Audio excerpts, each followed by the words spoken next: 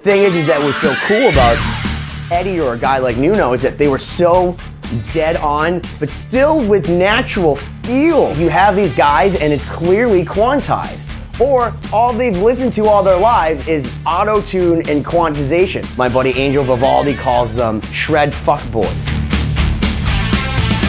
Shred fuckboys. Like these guys like, great, but they've never played in more than 40 seconds of their lives. It's like TikTok, but for guitar. You've never done a whole song, but yeah, okay, you could do that fucking crazy thing for like 47 seconds perfect to get 8 million views from like everyone that's 17 that's never seen Nuno or Eddie. You wanna know what was cool about Eddie Van Halen? Was the fact that he would sit there and he would fucking tap, and then he'd take a cigarette, he'd take it out of the thing, and he'd be sitting there and he'd like fucking take a beer, put it down, and then he'd like take out the cigarette, put it back, blow some smoke, and then he'd put it back in his mouth, and then he'd like walk to the other side of the fucking stage, and then he'd walk it back again. And here's the thing!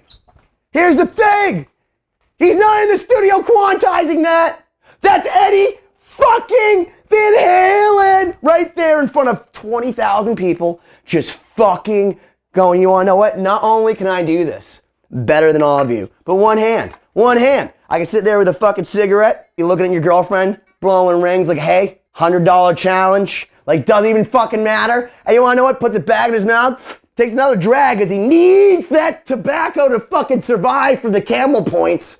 And then he puts it back into his fucking headstock, burns off part of that shitty guitar he plays, which is part of the reason why the tone is in your fingers. Because those guitars weren't good.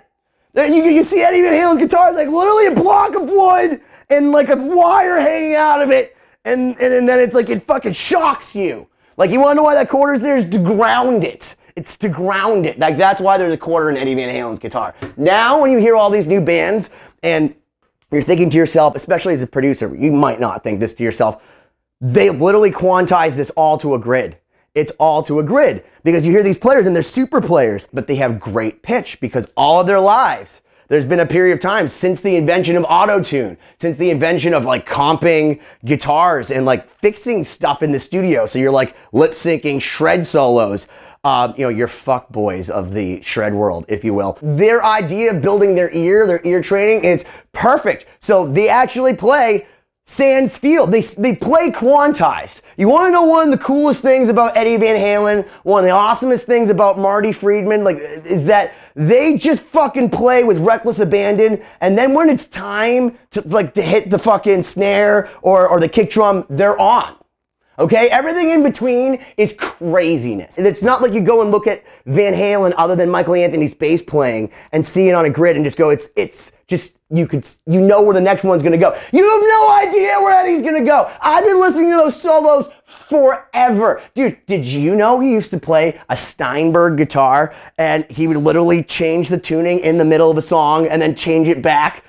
What? Okay, you fucking shred fuckboys out there. There's one thing, all right, to be able to go and play your fucking, I can imitate, I can do sweep picking and all that other stuff. But like, listen, go on stage like Eddie Van Halen with your fucking schnutz just hanging out there. You don't give a flying fuck. You go high five your brother who's playing drums because that's how badass your lineage is. That's why Wolfgang Van Halen's album's gonna fucking rule. Love you, Wolfie. And then fucking smoke your cigarette, sit down, smoke your cigarette, and then play 316 into Eruption with one hand. No Pro Tools, no fucking chopping it up, no fucking thing in the ear with the backing tracks. All you got is Alex Van Halen going plump, plump, plump, when you're doing your fucking Eruption solo. He knows when you're about to go into Eruption because you've been playing with him since the dawn of fucking time. Eddie Van Halen, you changed the fucking face of the guitar. And I don't care about all these new fuckboy shredders, all these guys learning these new techniques before there was the internet, before there was any of this bullshit to fucking show you how to do this. You wanna know why there's a 7-year-old in China playing Eruption perfectly? The second she was born, her fucking ridiculously crazy parents were like, we're going to make our child into an Eddie Van Halen! And you can imitate him. Sure, but you wanna know what that girl's missing? Fucking someone's girlfriend. The summer nights, the ice cream man coming down the street as you got the beautiful girl. Because you wanna know what? You can't make a 7-year-old Chinese chick Understand that, and that's fine. Let her be a child. But part of the thing that made Eddie so good was the fact that he was able to just channel this. Fuck David Crosby for saying that Jimi Hendrix was the most important guy ever. Hendrix was so important until Van Halen. Dude, he was around for 4 fucking years. It's like Jim Morrison, 4 fucking years. Van Halen had 30 fucking years. And you wanna know what he did? Every day of those fucking 30 years was rock. Even if it meant not releasing anything and putting it like probably Prince in the archives. Now you have Eddie Van Halen and Alex Van Halen. Not Eddie, he's dead. But Wolfgang Van Halen and Alex Van Halen going back into the 5150 studios and whatever to go find the shit. I guarantee you, there's like 75 fucking albums of awesomeness in there. You wanna know why? Because Eddie Van Halen wasn't a flash in the pan for our lifetime. He was a flash in the pan for history.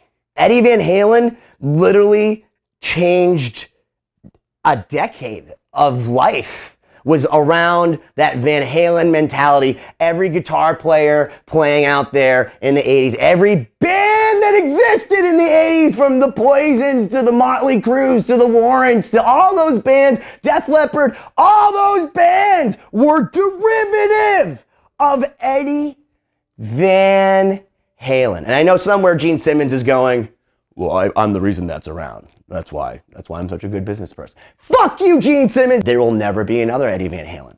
Because just like the Beatles, just like Jimi Hendrix, some of the things that Eddie Van Halen did can't be done again. They've already been done. He's already walked on the fucking moon with his Van Halen fucking striped fucking chucks and shit and done his thing, the moonwalk, playing his Frankenstein on fucking Michael Jackson's record. When Eddie Van Halen died, it had to be tantamount to fucking John Lennon. I knew he was sick, but like, there's a whole part of your life. There's a whole part of your, like the reason I played guitar, like I used to play over the phone to my friends. I'd put my fucking rotary phone down and I would sit there and I would just finger tap over and over and it'd be like, do I got it? Do I got it? And like with the with the water blisters and shit. That's how I started my bands. Was like, you like Van Halen too? You want to destroy Ain't Talking About Love? I wanted to get better because everybody hopes to be Eddie Van Halen. Look, you've been given knowledge. The knowledge is Google. The knowledge is YouTube. You can go watch Marty Friedman, to Eddie Van Halen, to Kirk Hammett, to Joe Satriani, to Steve Vai. I don't know why I threw Kirk Hammett in there. He makes a lot of money, so maybe you want to make a lot of money. So imitate Metallica. There's a lot of ways to make money. Metallica.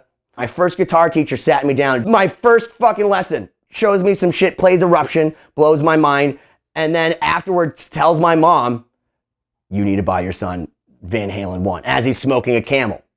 You know, because this is back when cancer was cool. I remember going to Record Town, and for like $19.99 it was for CDs at the time, because they were new technology CDs. Like, fuck those huge laser discs, man. Fuck those 8-tracks. Anyway, she got me Van Halen 1 on CD. The second lesson, like, all right, kid.